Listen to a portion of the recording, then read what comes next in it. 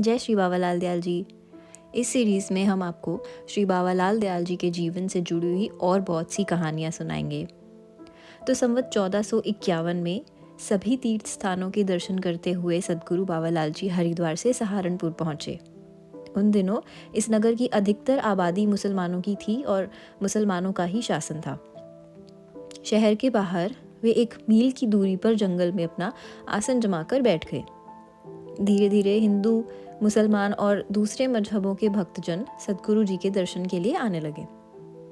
सद्गुरु जी का प्रतिदिन का नियम था कि गंगा स्नान करके, जो इस स्थान से 25 कोस की दूरी पर था, वापस इसी स्थान पर आकर तप किया करते थे। ये बात ऐसे प्रकट हुई कि सहारनपुर के कुछ सेवक भक्त गंगा स्नान करने के लिए हरिद्वार गए थे। वह लोग प्रतिदिन प्रातःकाल सद्गुरु जी के वहाँ दर्शन करते थे और सहारनपुर के भक्त लोग सद्गुरु जी के सहारनपुर में दर्शन करते थे।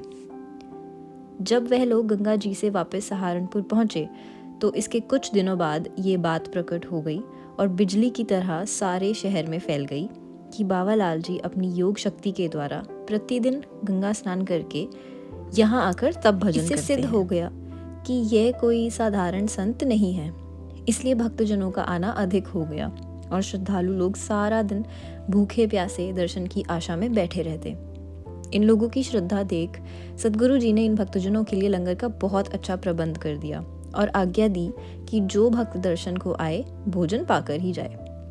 सद्गुरु जी की भक्ति, तपस्या और शक्ति की प्रशंसा सुन उस समय के प्रसिद्ध मुसलमान फकीर हाजी शाह सद्गुरु जी की सेवा में उपस्थित हुए।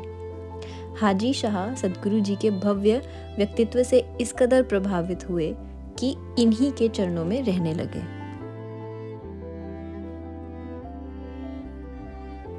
आगे की कहानी अगले एपिसोड में। जय श्री बाबालाल दयाल जी। जय सिया राम।